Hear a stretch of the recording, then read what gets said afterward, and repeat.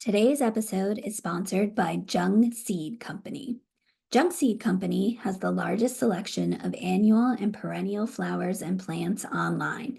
They are a family-owned and operated company since 1907. Use code 15FG podcast to receive 15% off your order at jungseed.com. That's JUNGSEED.com.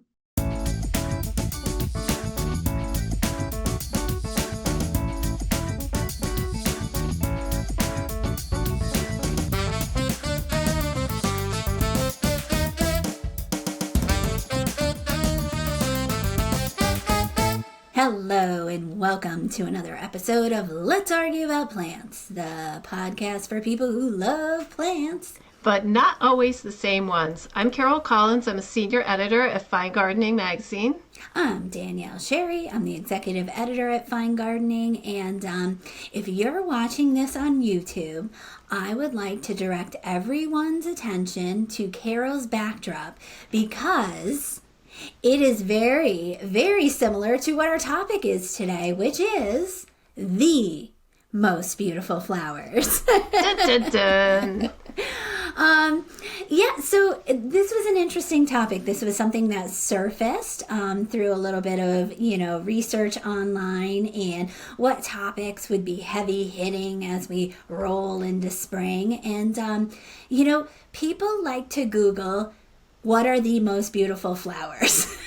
I sure did when I found out this was the topic, just to see what other people think. Right, I know, because I feel like it's such a personal question, I feel like people have very strong opinions about what makes for a beautiful flower, because the second you start throwing out names like roses, you have people who are like, no, that's a terrible choice. And then you throw out something else that's like, Father Gila, and people are like, what? That's so weird. So, Carol, how did you go about picking the most beautiful flowers? Well, first I did that Google search, which sort of, just to get the thought process going. I went through my camera roll. Nice. Things that I have either photographed in my, the line of duty or in my own garden. And that's kind of how it is. I have a confession to make. Like, I like to think of myself as a very sophisticated gardener, but I realized that my main influence has been like children's books. Nice. I had some pretty cool children's books, and I still have them, and I've been organizing my archives, and I found one that's just got the most amazing. It's like these watercolors of just beautiful flower color combinations. I remember looking at that for hours and hours and hours when I was like 5 or 6 years old, and imprinted on it. So am I going to put you on the spot to ask? I mean, this is the perfect transition to ask A, what the book is, and B, what the inspiration flower that you picked was from that. The book is, I think it's the Big Golden Egg book. It was the little golden books. It was a big one. It was one of those ones that was available in the grocery store, which I think is, my parents probably got it for me around Easter time. And Margaret Wise Brown was the author, and I forget the illustrator's name, but the illustrations are just enchanting. Like, every page has a different floral theme. There's one that's ferns.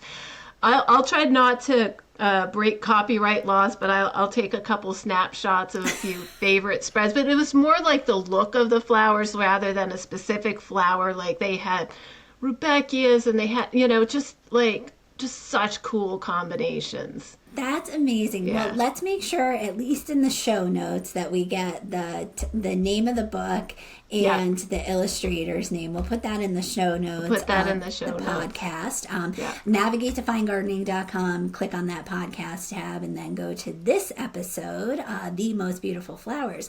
So, with that said, Carol, I'm very excited to hear the spark of inspiration that came from that book, Carol. What flower, maybe not a direct inspiration, but a more maybe unconscious inspiration came from that?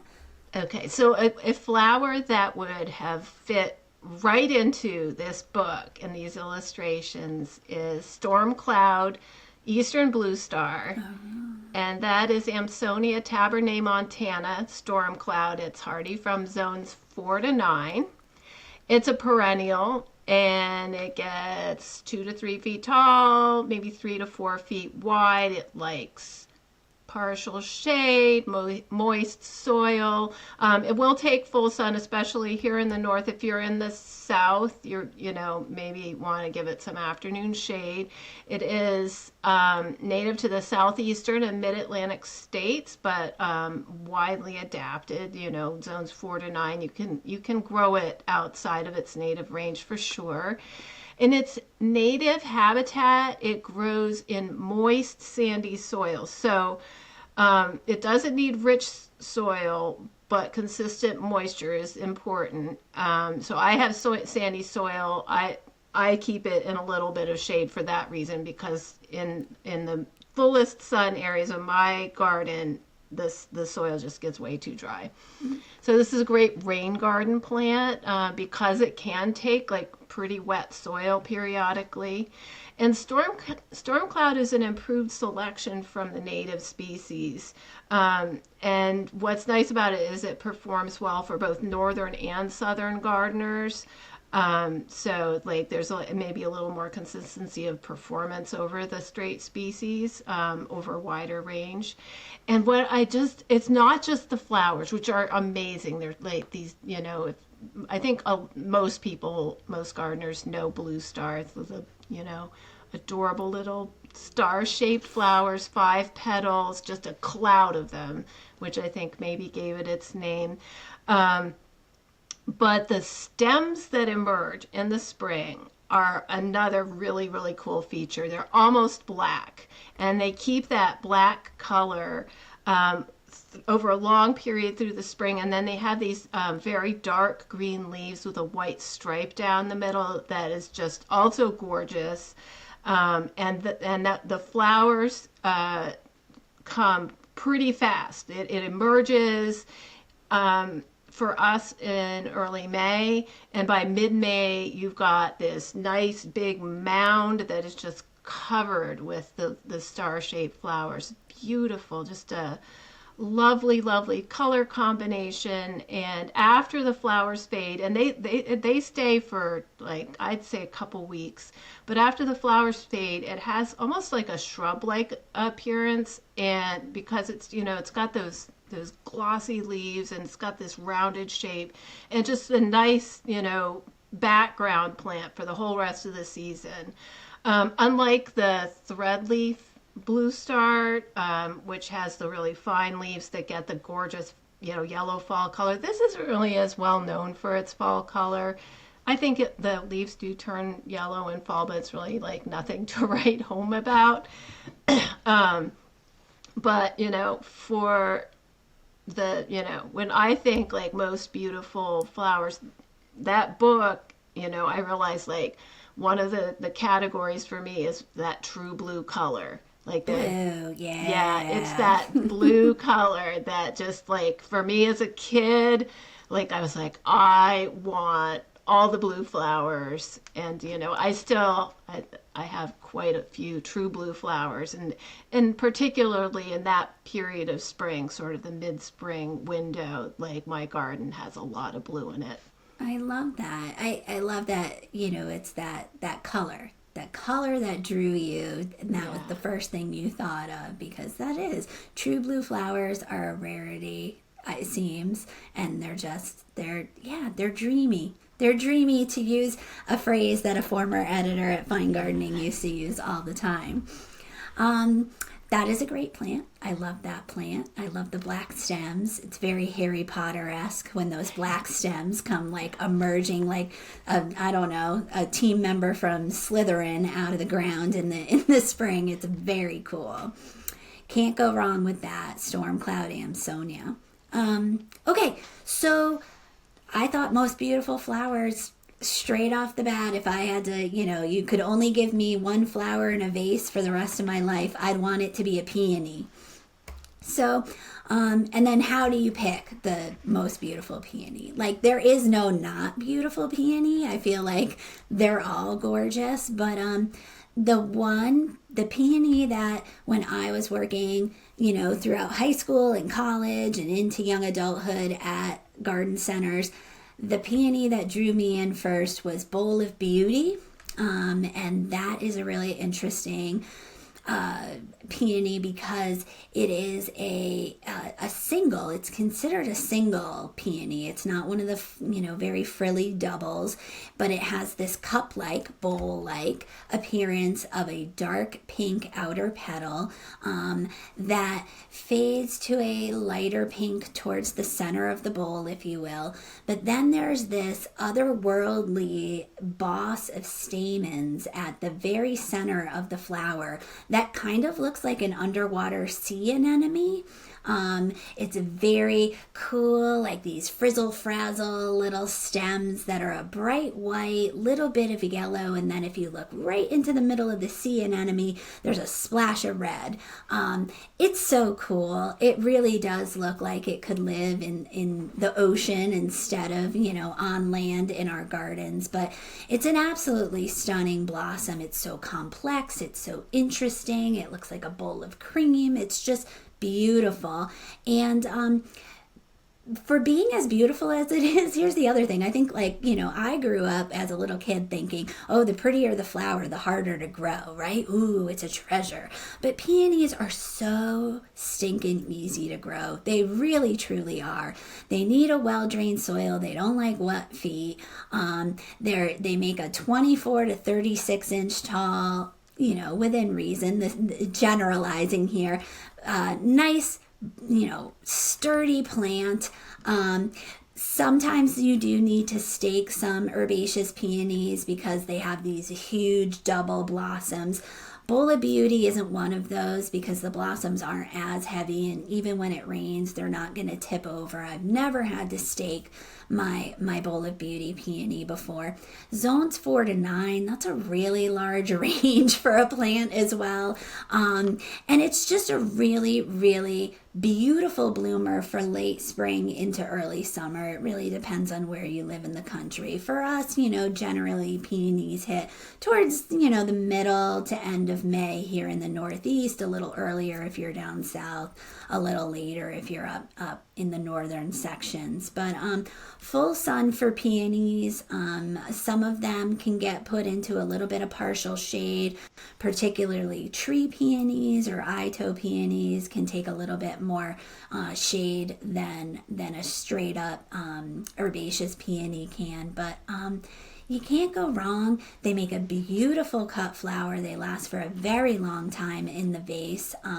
And there's this really interesting, once you have a mature plant, task that you can do with your peonies is when they create these buds that are almost like large green marbles on them. And when you have a sizable shrub and you want to extend the period of cut flower time, what you can do is as soon as it gets what's called crack color, so as soon as those green marble buds start to show just a teeny bit of color of what the petal is, it would be pink here, you can cut them, wrap them in tissue paper and stick them in the refrigerator. Not in water, not anything like that, but you just wrap them in tissue paper and you are basically freezing in stasis those cut peony blooms. And then when you're ready, maybe, a little bit into June, July, when the peonies in the garden have gone by, take those stems out, you give them a fresh cut underneath water,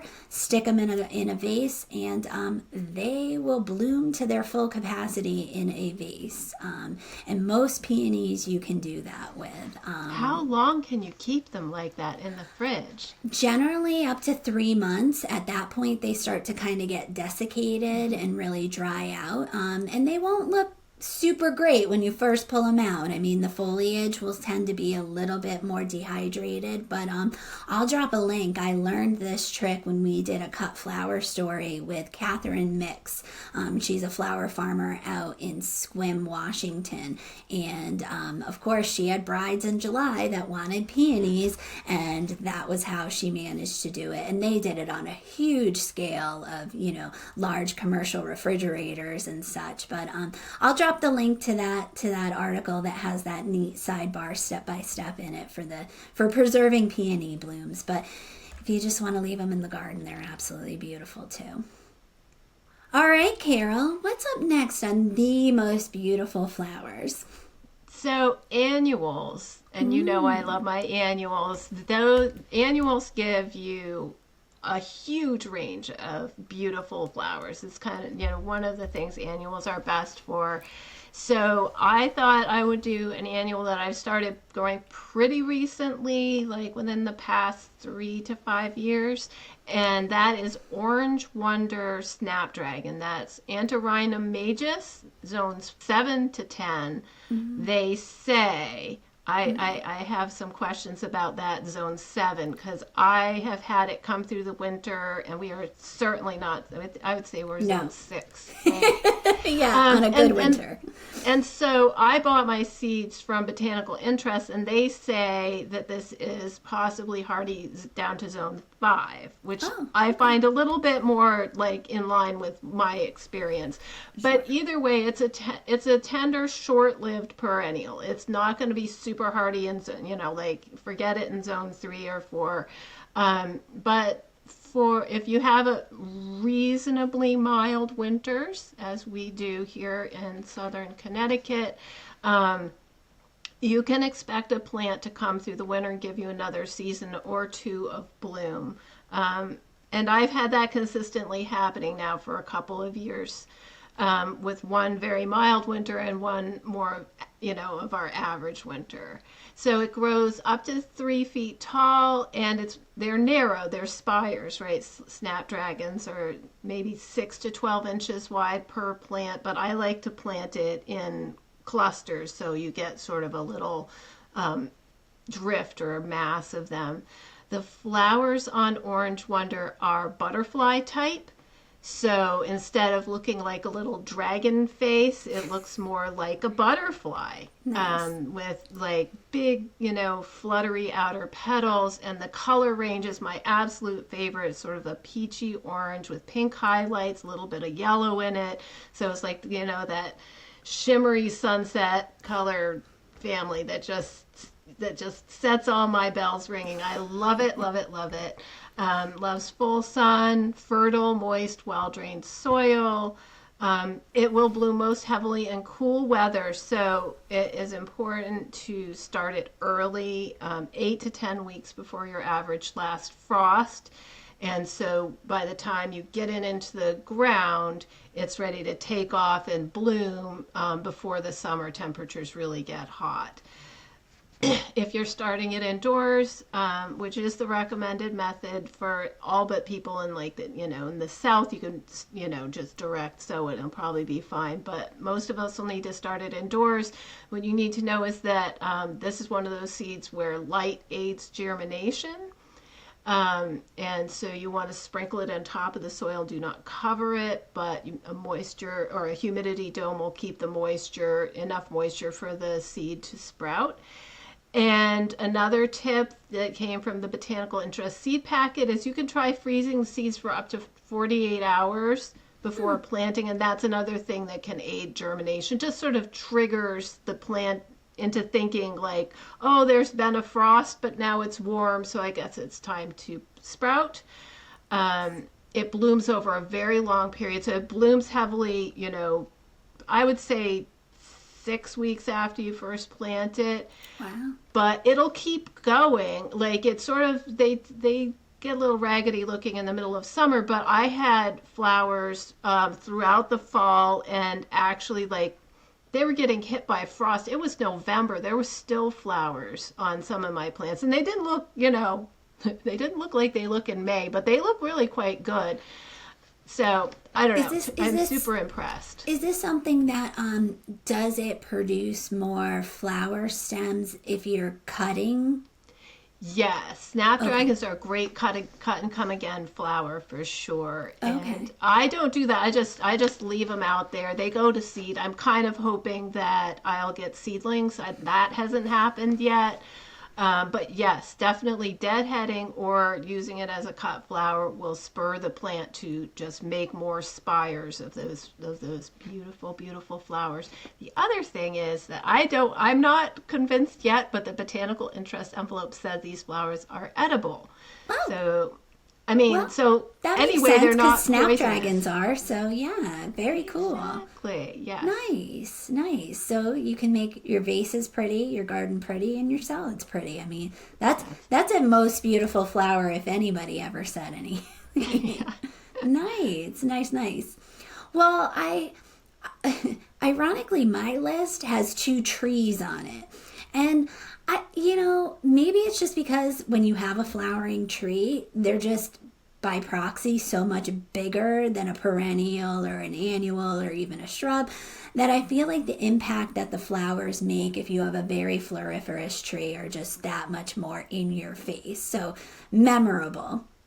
I'm an East Coast girl. I grew up in more northern climes. I've lived most of my life, not all of it, but in more northern climes. So I've never had the pleasure of being able to grow a camellia.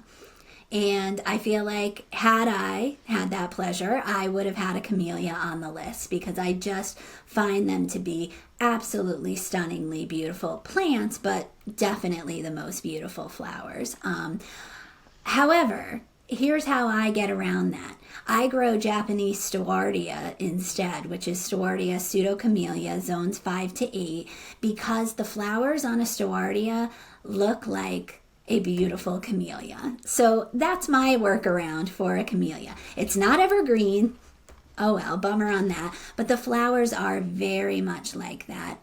So we're talking about a singular white, pure white, 5-petaled, classic. If you were a little kid drawing a flower, that's what it would look like. Flower with this boss of beautiful orangey yellow stamens right in the front. And when a mature stewartia is in full bloom, it has blooms of all different stages. So blooms have fallen almost completely intact onto the ground below, so it looks like a confetti party. It's got full blooms that are on the tree still in scores and scores.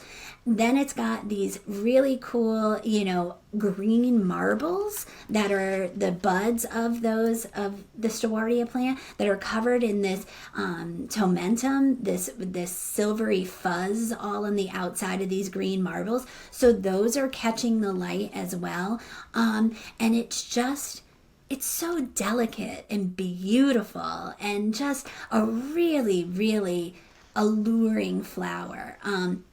The other thing that's really cool is that Stewartia pseudocamellia, the Japanese Stewartia, actually blooms at a shoulder season, so not quite late spring, not quite early summer. It's like right in that slot when not a whole lot else is going on in the garden.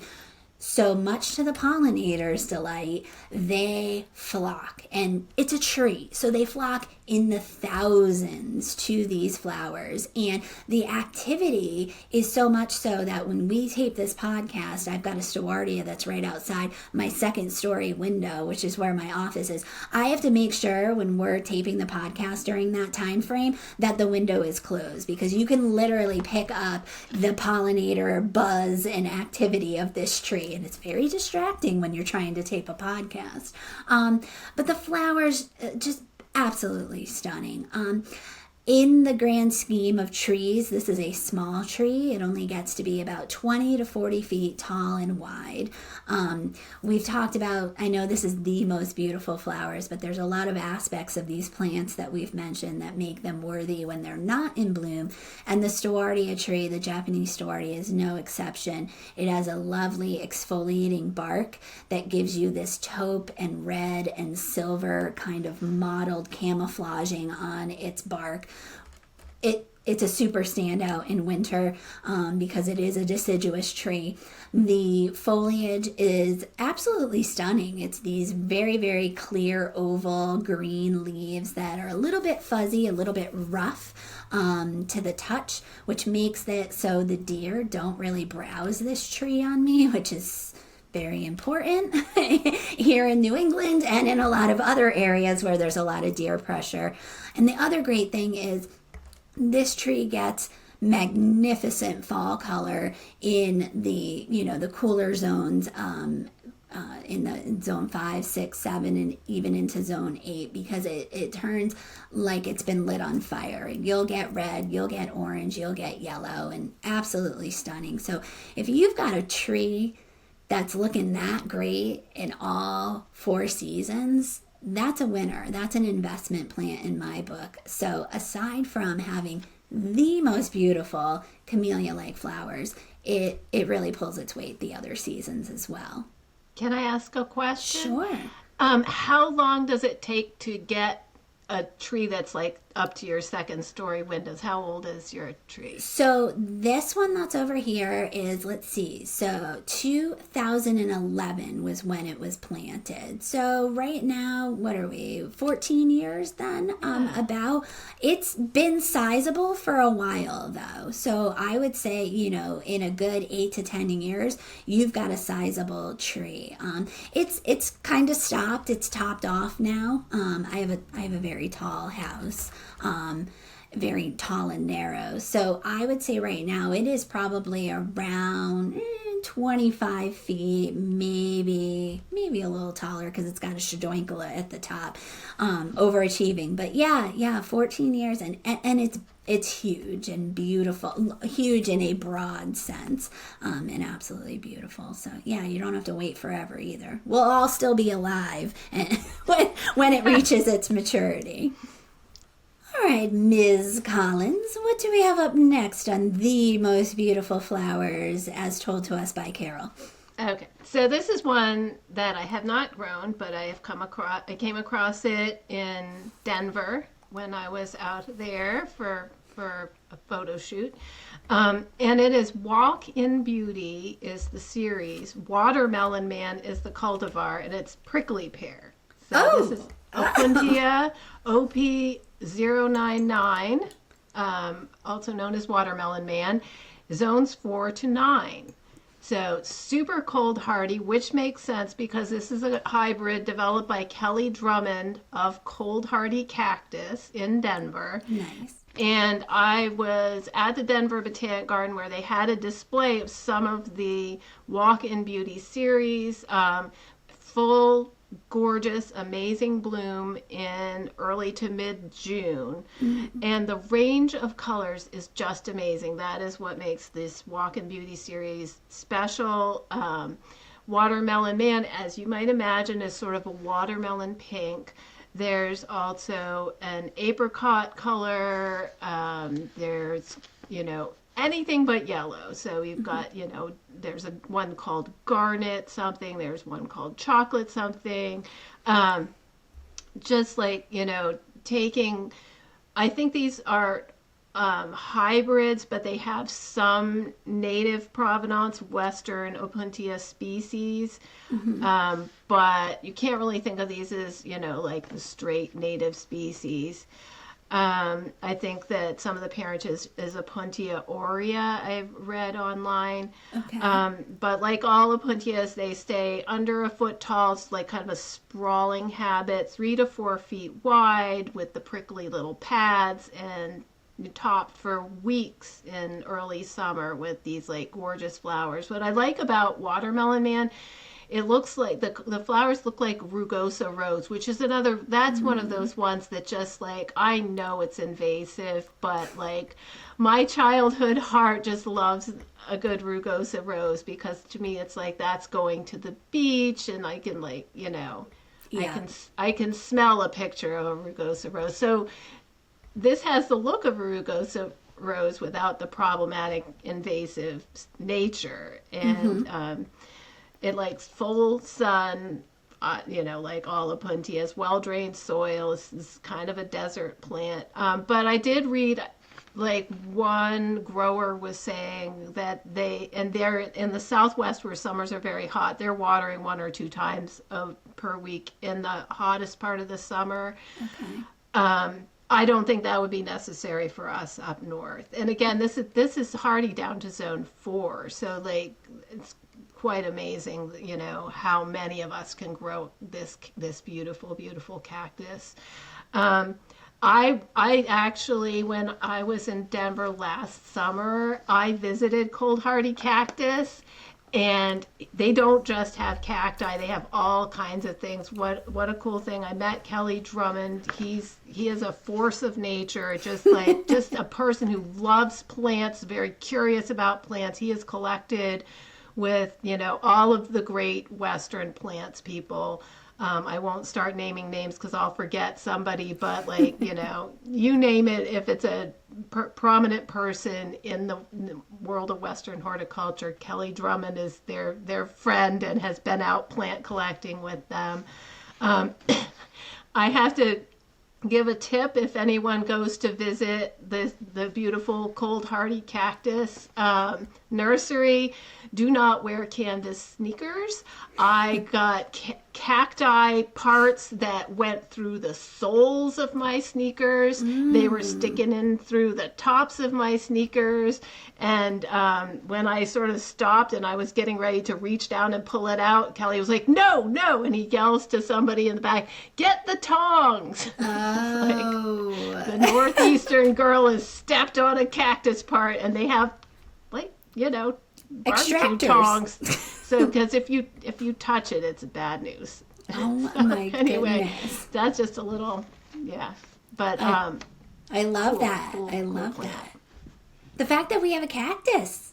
Who knew? That's very cool. That's very cool. And just, very unexpected, right? You have this, green, pad-like, unassuming, low-growing plant, and then all of a sudden fireworks and in a watermelon color to boot. That's really cool. Well, I'm going to switch it up because I wasn't going to do this one next, but since you did a plant that you've never grown, I'm going to do a plant that I've never grown. There are so many anemones out there and so many different species of anemones out there, but I will say my Pinterest page goes aflutter when I look at all of these bouquets with Italian anemones in them, anemone coriana. They're just, that black eye that an anemone has is just so alluring. You have this beautiful, soft petaled, cup-like flower, and then it kind of goes and dips into this different color towards the base of the flower, and then a white kind of very eye-like, white of an eye circling around, and then a black eye looking at you. And, I feel like every bridal bouquet that I've ever seen and gone, oh, that's so beautiful, it's because it's had an Italian anemone in it. And so I just picked a random one that I may or may not, I did, ordered the bulbs of this year, and that's Mistral Bordeaux, which is a type of anemone, obviously, that's grown from bulb, primarily as a cut flower. These aren't the most attractive as far as plants are concerned. This is definitely something that you grow in a border simply for the flowers, and you enjoy them, you cut them, you bring them inside, you just enjoy them as is in the garden. This is zones 8 to 10, so for me this is going to be something like a dahlia that I've got to pop out of the ground, or any other bulb that's not hardy in my zone that I'll have to reharvest at the end of the season. We'll see if I actually do that, to be determined, but I think I might do that because this is so beautiful. It's a dark emperor purple color petal that when backlit almost has a red wine Merlot color to it. So it's really got those deep red undertones to it. It then fades down into almost a true blue violet color Then you get that white kind of ring, which looks very eye-like, and a black boss of stamens in the middle. Holy macaroni, just otherworldly, really, just an otherworldly color and just absolutely beautiful. Italian anemones get 10 to 15 inches tall and wide, so this isn't a super huge plant. They have hollow stems. They produce multiple stems throughout the season. They are not a cut and come again, though, so you really stick with the 5 to 6 stems of flowers that you get. Usually you get a central flower and then a secondary flower off that same stem that is slightly smaller but still the same beautiful, alluring black eyes looking back at you.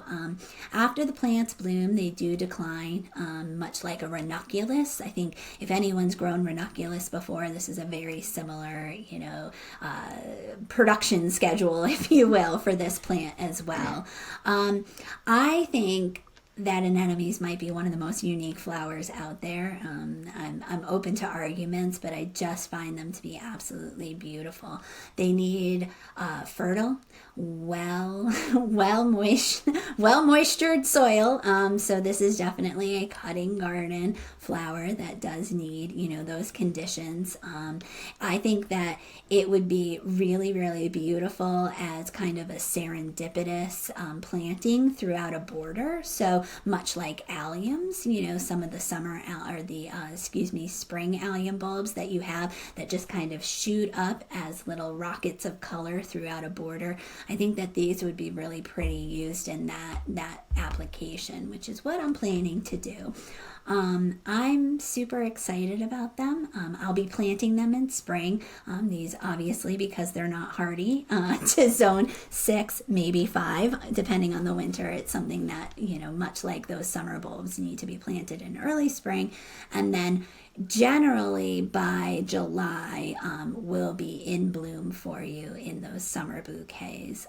So that's Mistral Bordeaux. And gosh, if you just want to be mesmerized by a photo, go to our show notes, because this plant drew me in and made me spend money, which is saying something. All right, Carol. Word on the street is we're down to our maybe last one. We are down to our last one. All right. one. So what was the final flower that made it as one of the most beautiful flowers? All right. So I'm going to kind of do a twofer. I'm going to go with fascination and adoration Culver's root. Oh. So these are Veronicastrum virginicum. Fascination is one of the cultivars. Adoration is the other. And they are hardy from zones 3 to 8. So Vermont, we've gotcha. Canada, you can grow this one. They grow 3 to 4 feet tall, 2 to 3 feet wide. Full sun to light shade. It'll take a little shade. Moderately moist to wet, well-drained soil. The straight species is native to the eastern United States, almost the whole eastern United States. If you look at the map, it's just like divided down the Mississippi River. So big native range. If you're growing it in the south, it might appreciate some afternoon shade or some extra moisture, but it will tolerate a little bit more drought once it is established after the first couple of years. I love these plants because they have a different habit, and the flower shape is different than a lot of the other things that I have in my garden. So it has these whorls of foliage that circle the stem, and they're kind of layered up, and then this foliage is topped by candelabra spires of blooms. And so I looked at on my camera roll that when was my picture taken, right around the 4th of July in our region. So like, midsummer. And it's just like, compared to all like the daisies and the sort of domed inflorescences, like this has got just such a different texture and such a different look. So I love to mix it in in a bed that has a lot of other shapes in it. But we actually recently had a regional page author that used this species in a more large scale planting on like a naturalistic meadow look, and said that it's amazing like that en masse. The straight species has a white flower, but what makes Fascination and Adoration special is they are tinted with colors. So Fascination is tinted with a soft pink, and Adoration is tinted with a bluish lavender. Mm-hmm. To be honest, I grow them side by side, and I can't really tell who's I was just going to ask you that, because I've seen them both separate but never side by side, and I just think, is that the same plant? Yeah, and they're very, very similar, especially since Adoration can trend more toward a pink, and especially when in the season you see it. But regardless, and I think that slight color variation is pretty cool when you see them in person.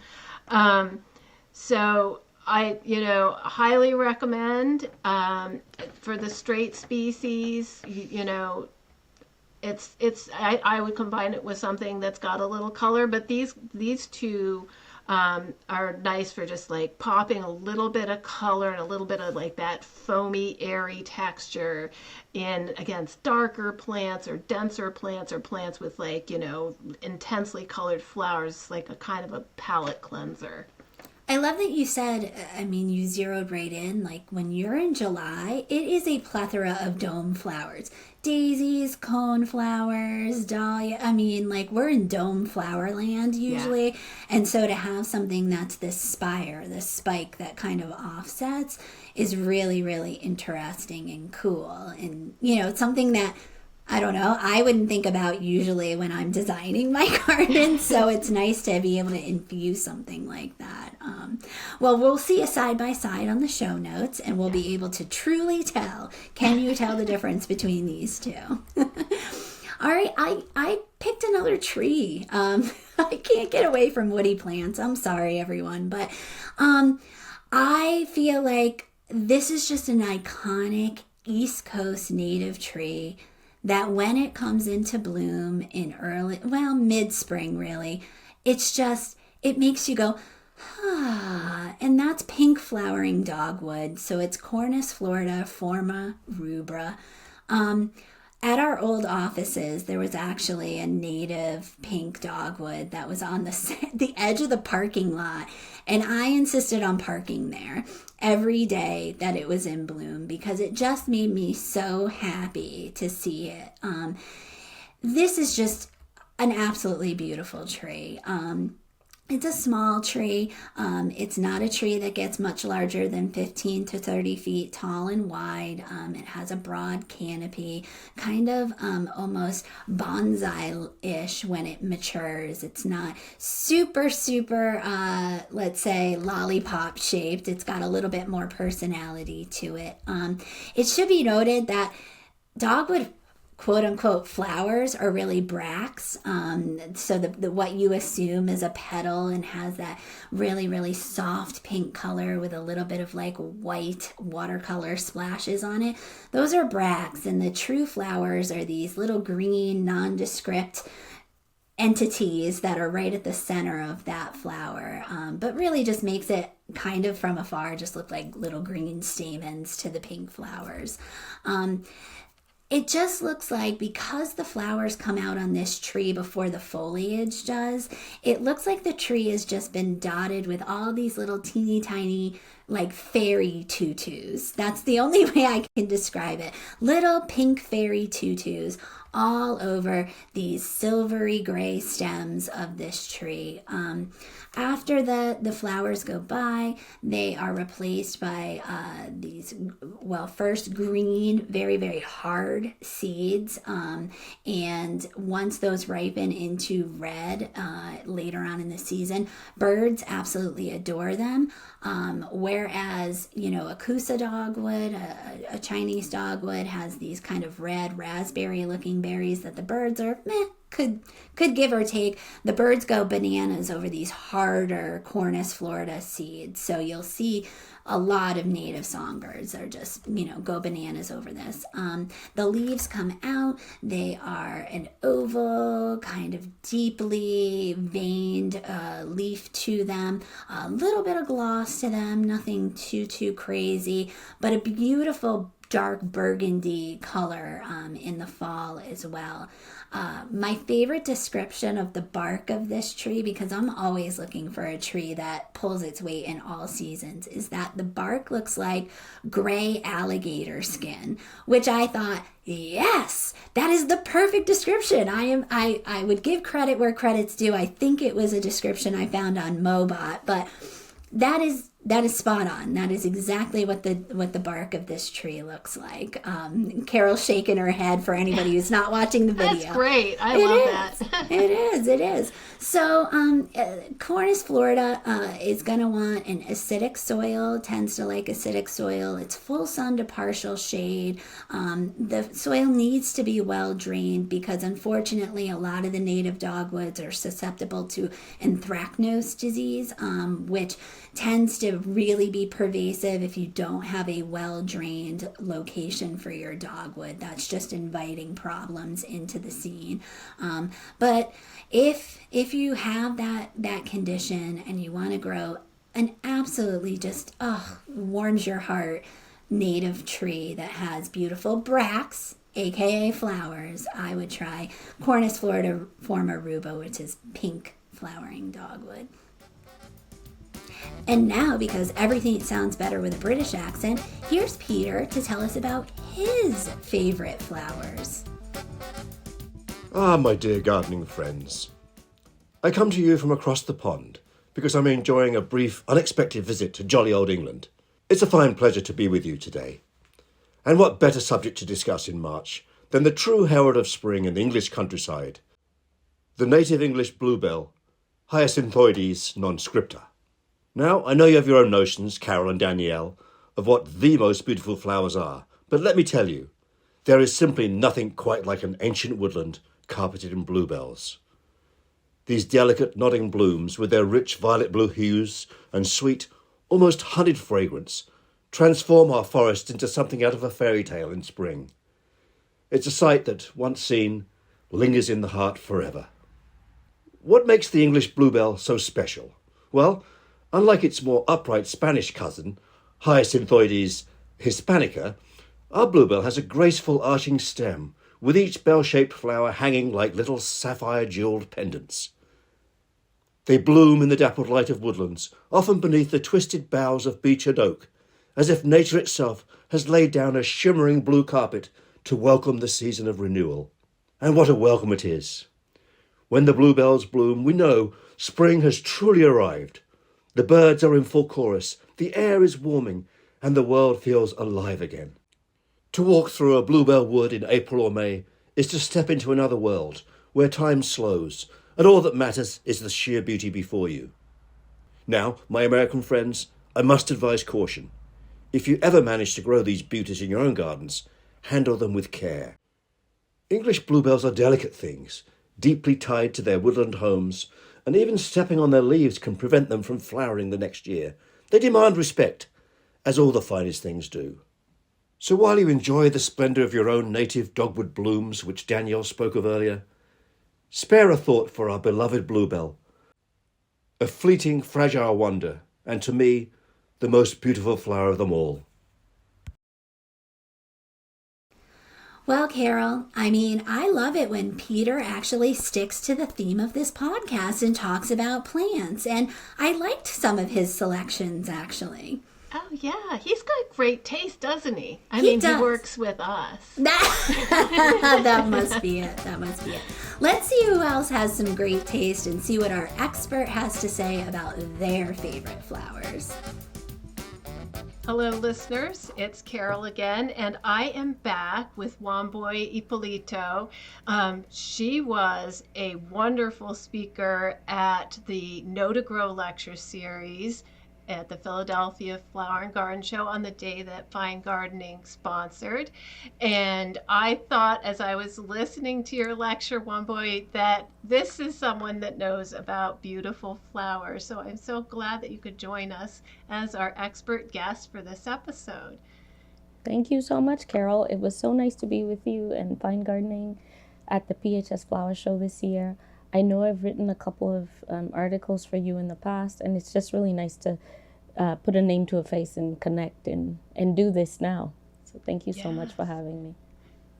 I was hoping you could tell our listeners a little bit about where you garden and what the conditions are like, what your zone's like. You're working primarily in the New York City area, is that correct? New York City, Westchester, and the environs, a little bit of Connecticut, Philadelphia sometimes, and then down into Richmond, Virginia. So, up and down the East Coast, but mostly New York, greater New York. Okay, so your conditions are sort of your typical southern New England, northern mid-Atlantic. Exactly. And I can't really I've never been able to figure out if we're 7A or 7B. I don't know anymore. I don't even know if that means anything. I think I'm at that point where I know if it's hardy, I can try it, and I'll know in 2 seasons if it's going to work. So...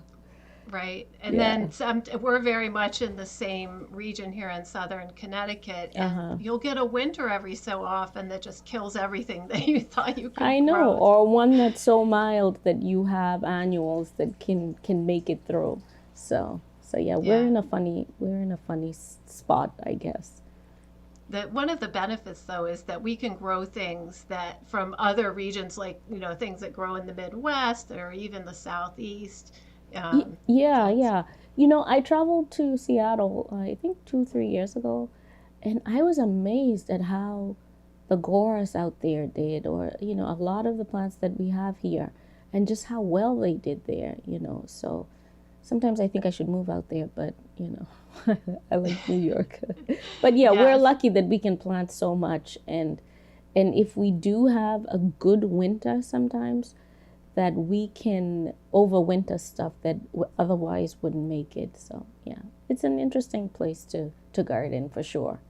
It is. Yeah. Well, let's start off with your first beautiful flower. What's the first one that jumped to mind when you heard this topic? Well, the first one that jumped to mind was the Verbascum ruripifolium, only because I love Verbascum on it, the genus. I just think it's the prettiest flower to use in a garden, and I use it in a way that I like to say creates space. So I wasn't familiar with Verbascum ruripifolium, which is native to Greece and Bulgaria, and I saw it at the Untermeyer garden in Yonkers, New York, when I had gone to see my very good friend who works there. And I walked into the nursery because I was going to wash my hands, and I saw this plant. I said, "Hey, what is this?" And he said, "Oh, that's Verbascum ruripifolium." I don't think they had planted it. I think they had somebody collected the seeds and they'd grown it. And it was so spectacular. And I like it because it gets to be very, very tall, but it's so airy. It's unlike the other Verbascums that kind of can be pretty heavy on the stem with the flowering. This is just a very wiry plant with small yellow flowers, but it gets to be very tall. It's about 6 feet, like I said. So if you have a garden that's pretty dense on the bottom and you kind of want to elevate the garden, but not have, big heavy shrubs or, too many grasses, or you can really elevate the garden in a very airy way by using this Verbascum. So that is like my number one plant for 2025. I really, really like it. And then my next plant is, this one I know, people know this one, but I love Amsonia hubrichtii. I just think Amsonia is such an underused plant or wrongly used plant. A lot of people just see Mahonia as, we get the blue, Amsonia hubrichtii as, we get the blue flowers in the spring, and then we get this feathery foliage, and then we get this beautiful color in the autumn. And you'll usually find it as one clump, but I love it when you plant it en masse. So for instance, if you have a sloping garden, you can use masses of it on a slope, especially if it's sun facing, and you get that beautiful movement when the wind comes through, and then you get that beautiful color in the fall. But I think it's just perfect when it's massed, and it can only, you could even just mass it on its own, and it's just so fantastic when you have all the blue flowers, masses and masses of them in the spring, and then that awesome color in the fall. And I like it too when I want to contour a garden. If I'm working on a very flat surface, I can use it to contour a garden well, and again, use it in large amounts. So I really like Amsonia hubrichtii. And then my final one that is another really good one, and kind of like something that I always fall back to, is the Mahonia soft caress, which of course is a false Mahonia because it doesn't have the prickles. And it is just nice and tight and compact. It's perfect for shade gardens. You can use it with so much other stuff to create beautiful foliage, beautiful texture and foliage. And I like it because you really don't see any action until the fall into winter when it has those yellow flowers. And it just stays, once you put it in there, you don't really have to worry about how big it's going to get, because it's going to be 3 feet tall, 3.5 feet wide. This.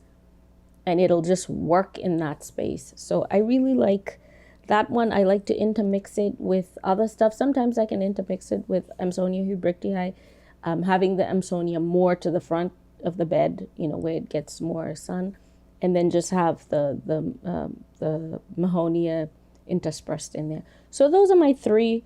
Not much color to them, but I think they're such classy. And then that's the other thing. I think they're classy plants. So I love them. I love them in gardens. Yeah. I love that all 3 of them have great foliage. And I think if the verbascum is a summer bloomer, you've got the whole growing season covered, right? You've got the Amsonia in the spring, and then the verbascum, and then the Mahonia with those unexpected winter flowers. Yep, and if you can even intersperse this verbascum in the Amsonia. So you'll still have, once the Amsonia flowers are spent, you have the verbascum, and you have those stall stems popping out from, between the Amsonia hubrichtii. I think it's such a great combo. In fact, I'm going to try it now that we're talking about it. It would be a really great combo. It would be a great combo. Yeah, it would be a great combo. Thank you so much. I hope some of our listeners steal this idea and plant these as a combo. That would be amazing. I think so too. Thank you so much. Thank you for having me, and thank you to the Fine Gardening listeners. Thank you, Carol. Well, I feel like a topic of the most beautiful flowers. We got an absolutely beautiful array of flowers. Now, if they all bloomed at the same time, I feel like we would have a gorgeous bouquet to end this episode with. We sure would, but as it is, I think we have a whole season of beautiful flowers. That's almost as good. We certainly do. We certainly do.